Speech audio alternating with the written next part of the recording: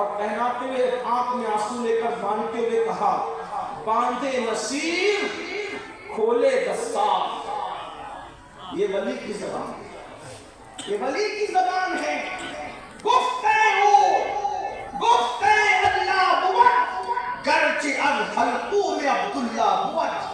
اس کی بولی گویا کہ خدا کی طرف سے ہوتی ہے, وہ اللہ کا ولی بولتا ہے مگر ولی کی زبان پر خدا کا فرمان جاری ہوتا ہے. اس شان سے کہا باندھے نصیر کھولے دستار, یعنی نصیر باندھ رہا ہے اور اس کو مرنے کے بعد اب غسل دینے والا دستار کھولے گا. دنیا نے دیکھا آج کے سورج کے بعد کل کا سورج غروب نہیں ہوا اور بادشاہ مر گیا, اس کی روح پر راکھ کر گئی, اس لیے کہ اب جان کی دشمنی کی بات نہیں تھی, اب اسلام کی دشمنی کی بات تھی. تو اللہ کا ولی وہ ہوتا ہے جو صفت ستاری اور صفت غفاری کا مظہر ہوتا ہے. وہ نہ عیب کھولتا ہے اور نہ ذاتی دشمنی کرنے والوں سے بدلہ لیتا ہے. دو صفات اس میں رسول اللہ کی ہوتی ہے.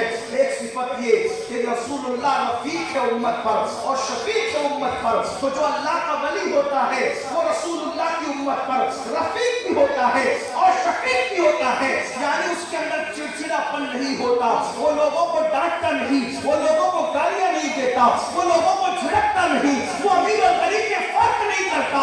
رسول اللہ کی محفل میں جہاں صدیق اکبر جیسے مالدار کو پہلو میں جگہ ملتی تھی, وہیں پر بلال جیسے غریب کو بھی پہلو میں جگہ ملتی تھی. عثمان غنی جیسے کو پیار ملتا تھا مالدار کو, تو ابو ذر غفاری جیسے غریب کو بھی پیار ملتا تھا. اسی طرح جیسے مصطفیٰ جان رحمت امت پر رفیق اور شفیق تھے, جب اللہ کسی کو ولی بناتا ہے تو اس کے اندر بھی رفقت اور شفقت کا انداز پیدا کر دیتا ہے. وہ ماں کی طرح پیار کرتا ہے, وہ شفقت دیتا ہے, وہ محبت کرتا ہے. دو صفات اس میں صدیق اکبر کی ہوتی ہے, وہ صادق ہوتا ہے, وہ مصدق ہوتا ہے, یعنی کہ وہ سچ بولتا ہے اور سچ کی تصدیق کرتا ہے.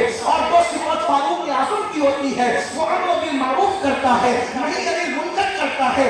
امر بالمعروف کا مطلب یہ ہے وہ نیکی کا حکم دیتا ہے اور بری باتوں سے منع کرتا ہے. اس کے سامنے جب کوئی برا کام کیا جائے وہ بے چین ہو جاتا ہے, وہ برائی کو روک دیتا ہے. امر بالمعروف اور نہی انل منکر, نیکی کا حکم دینا, بری بات سے منع کرنا, یہ اللہ کے ولی کی پہچان ہے. دو صفات اس کے عثمان غنی کی ہوتی ہے, ایک تو وہ دین کو سخاوت کرتا ہے اور رات کو عبادت کرتا ہے. اس کا مطلب یہ ہے کہ ولی لوٹنے والا نہیں ہوتا بلکہ ولی لٹانے والا ہوتا ہے. ہم نے ہر ولی کو لوٹنے نہیں بلکہ لٹانے دیکھا ہے.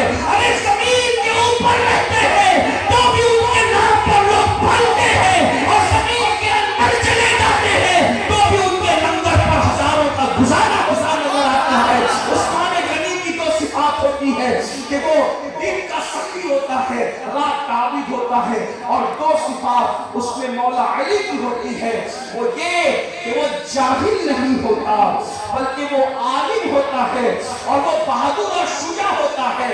مولا علی کیسے بہادر تھے, کبھی دیوار ہلتی ہے, کبھی گھر کانپ جاتا ہے, علی کا نام سن کر اپنی خیبر کانپ جاتا ہے.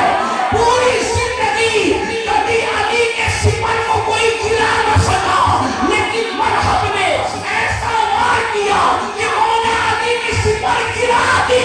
ایک دن علی کی سپر گر گئی, علی نے سزا کیا دی کہ اس کے خیبر کے دروازے کو توڑ کر اپنی سپر بنا کر آیا. علی سے سپر چھینو گے تو تمہارا دروازہ توڑ کر کے سپر بنائی جائے گی. اور اس کے بعد جب اٹھا کر کے پھینک دیا 70 لوگ مل کر بھی اٹھا نہ سکے. اور فرمایا دو صفات اس میں مولا علی کی ہوتی ہے, وہ بہادر ہوتا ہے اور وہ عالم ہوتا ہے. اب یہ 12 صفات اگر آپ کو کسی میں دیکھنا ہے تو دماغ کے دریچوں کو کھول کر ماضی کے جھروکے میں جھانک کر دیکھو تو آپ کو اشرف الاولیاء کی تصویر ابھرتی ہوئی نظر آئے گی. السلام علیکم.